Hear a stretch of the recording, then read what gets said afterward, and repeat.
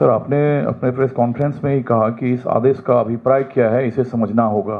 तो जो supreme court ने सजेशंस दिए कि आधार को, राशन कार्ड को, वोटर आई कार्ड को वैलिड किया जाए, तो क्या चुनाव आयोग इसे अभी एप्लीकेबल नहीं किया है? क्या पुराने ढर्रे पे चल रहा है काम? देखिए, मैं इसका उत्तर नहीं दे सकता क्योंकि 10 तारीख का मामला, आज 12 तारीख है। उच्चतम न्यायालय के कोई भी आदेश होते हैं वो ऑप्शनल नहीं होते। आप निर्णित नहीं कर सकते कि आप उच्चतम न्यायालय की स्पिरिट को और उसके लेटर को, दोनों को कार्यान्वित करें कि न करें। न मैं कर सकता हूँ, ना आप कर सकते हैं। आप बाध्य हैं, मैं भी बाध्य हूँ, चुनाव आयोग भी बाध्य है। तो मेरा पहला उत्तर होगा कि ये आप जाके चुनाव आयोग से पूछिए। दूसरा उत्तर है कि इसके अलावा कोई और विकल्प नहीं है, करना ही है। तीसरा उत्तर है कि अभी 2 दिन हुए, देखिए आगे आगे होता है क्या। लेकिन सर, आपने कहा कि एसआईआर को निरस्त करने की मांग अभी नहीं हुई है आप लोगों की तरफ से, लेकिन 28 तारीख को अभी निरस्त करने की स्टेज नहीं आई है ना। अभी तो सुनवाई की पहली प्राथमिक तारीख थी, उसके बाद जवाब का हक होता है उनका, हमारा जवाब का हक होता है। दोनों डॉक्यूमेंट्स आते हैं, उसके बाद जिरह होती है, बहस होती है। केस ख़त्म थोड़ी हुआ है अभी। न कोई हमारी एक भी दलील निरस्त करने वाली कोई भी अभी रिजेक्ट हुई हो, कोई भी नहीं। तो सुनेंगे 28 को, 28 के बाद भी सुनेंगे। आज जो आप फॉर्म भरवा रहे हैं उसमें आप आधार और ये ईपीआईसी और रेशन कार्ड को इग्नोर नहीं कर सकते। सर, इन्हीं के सवाल को बढ़ाते हुए कि एसआईआर को निरस्त करने की मांग आप आने वाले दिनों में कर सकते हैं, बिहार में पूरी तरह से इसको निरस्त किया जाए?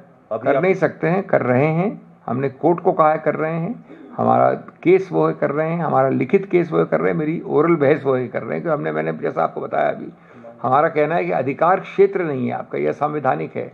नागरिकता को आप झांक नहीं सकते, निर्णय आप नहीं कर सकते। चुनाव आयोग वो एक अलग ट्राइब्यूनल का काम है, और ये दस्तावेज पे सिर्फ निर्धारित होना गलत है। सर, दूसरा सवाल वही था कि 3 जो दस्तावेज ऐड करने का सुझाव सुप्रीम कोर्ट ने दिया है, उसके बाद से चुनाव आयोग की अब तक कोई मीटिंग नहीं हुई है, 2 दिन बीत गए हैं। और क्योंकि जो ड्राफ्ट पब्लिकेशन है वो 1 अगस्त को होगा और 1 सितंबर तक लोग अपना डॉक्यूमेंट्स देख सकते हैं, तो हो सकता है कि आने वाले वक्त में वो विचार करें। 21 से पहले 21 तक उनको जवाब देना है। तो मेरा आपसे जानना है बतौर कांग्रेस के प्रवक्ता, और आप इस मामले को देख भी रहे हैं कि 2 दिन हो गए हैं, अगर वो डॉक्यूमेंट्स होते तो बहुत लोगों को सहूलियत होती। अगर देखिए, ये इसके प्रश्न व्यर्थ है, क्योंकि ये मैं इसका जवाब कैसे दे सकता हूँ? आप जो प्रश्न पूछ रहे हैं वो चुनाव आयोग के विषय में पूछ रहे हैं, मैंने इसका जवाब दे दिया पहले ही। ये इसका कोई ऑप्शन नहीं होता है। उच्चतम न्यायालय का उल्लंघन करी तो करिए, आपके ऊपर है, खत्म हुई बात। तो आदेश है। आइए, anybody else? This side on your left. एक मिनट सर, आपने you said that you not made the demand for, मतलब इसको निरस्त करने की एसआईआर को अभी तक आपने डिमांड नहीं, but that's the petition, petition is all about mistaken notion. पूरी याचिका उसको निरस्त करने के लिए, लेकिन याचिका के 3, 4, 5 स्टेजेस होते हैं।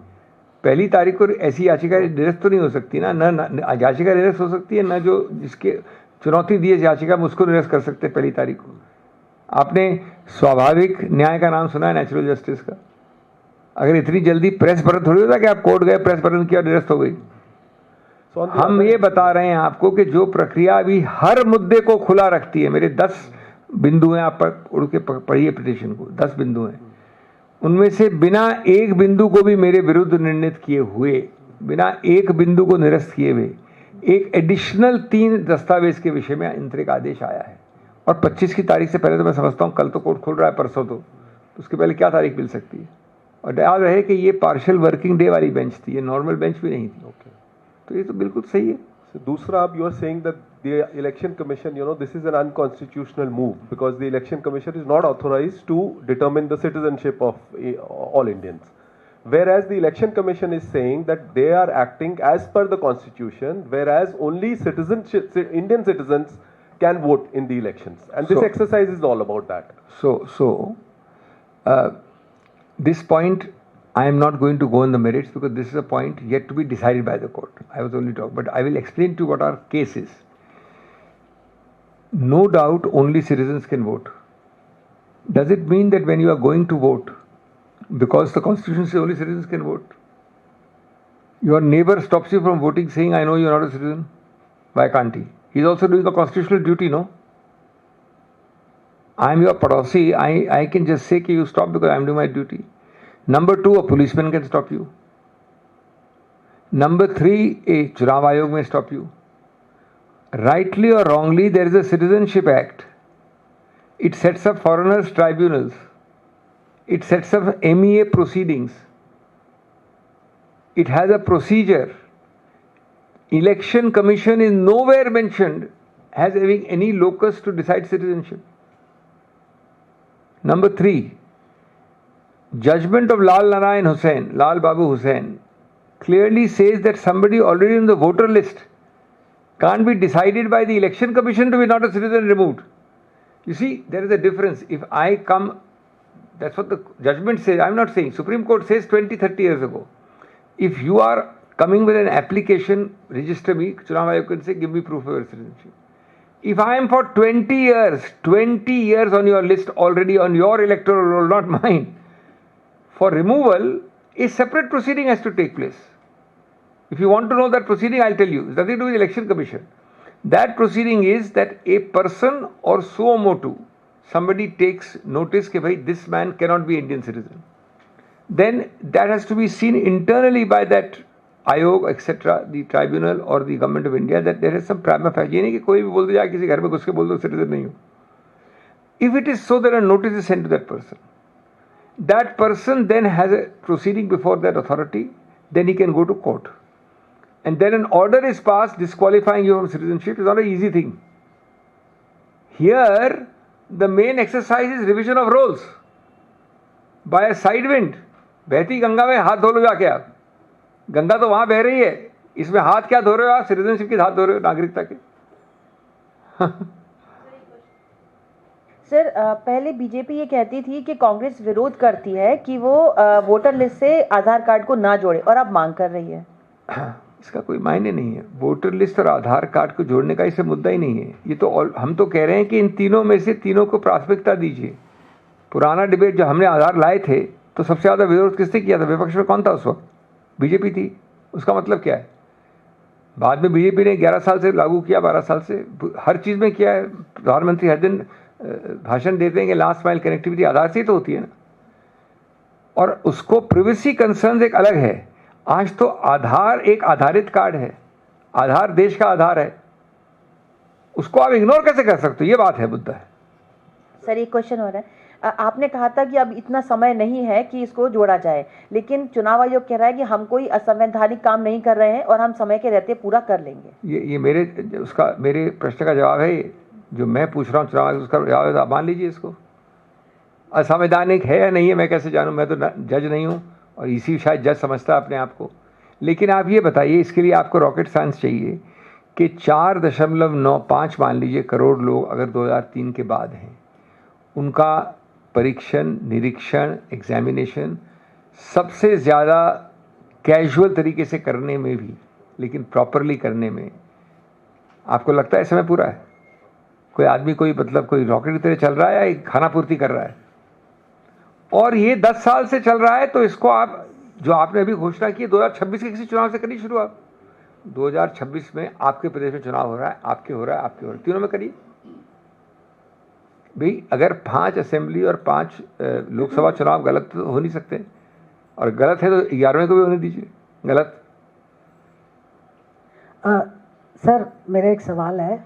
जनता का भी मानना है, महाराष्ट्र में कब्जा किया, देश पे कब्जा किया, और आपको ये शक पैदा नहीं होता कि चुनाव आयोग इतने थोड़े दिन पहले ये सब कर रहा है, और चुनाव आयोग अब जनता का नहीं एक पार्टी का बन के रह गया है? आप एक पूरी तरह से राजनीतिक, ये बड़ा शक पैदा कर रहा है. एक आप राजनीतिक प्रश्न पूछ रही हैं. तो पहले तो मैं स्पष्ट कर दूं कि मैं किसी रूप से आपका जवाब दे रहा हूं मैं, लेकिन किसी रूप से अपने निर्णय के ऊपर जो प्रेस कॉन्फ्रेंस उस पर संबंधित नहीं करिए इसको.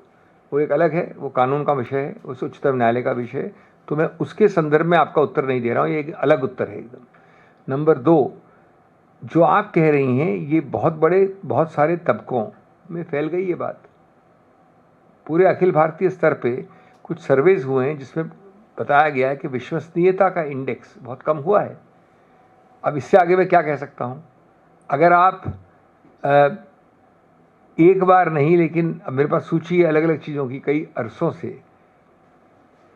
मैं आपको उदाहरण दूँ, मॉडल कोड ऑफ कॉन्डक्ट जब होता है 2024 में, 2019 में, जो मैं लोकसभा के चुनाव की बात कर रहा हूँ, तो हम करीब 30-40 मुख्य जो बड़े बड़े जो होती हैं कंप्लेंट, वो मैं ही करता हूँ उनको कोऑर्डिनेट, या मेरे ही संज्ञान से निकलती हैं, वो चुनाव आयोग में जाते हैं।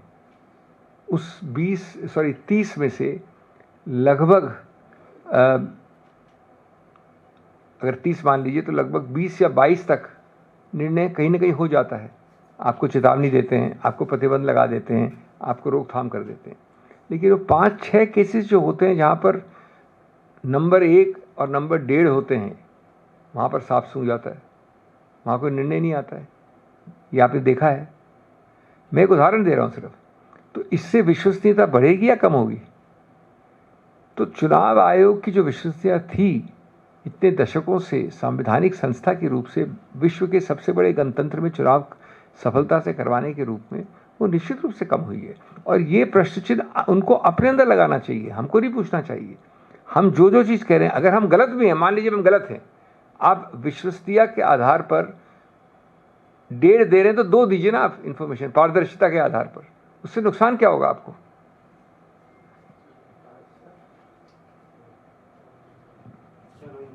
हेलो सर, आपने कहा कि इलेक्शन कमीशन जो है वो अपनी ड्यूटी को इन्फ्रिंज कर रहा है और वो सिटीज़न एक्ट को भी इन्फ्रिंज कर रहा है, और वो एक्स्ट्रा करिकुलर या एक्स्ट्रा लीगल जो टेरिटरी है उस टेरिटरी पे जा रहा है।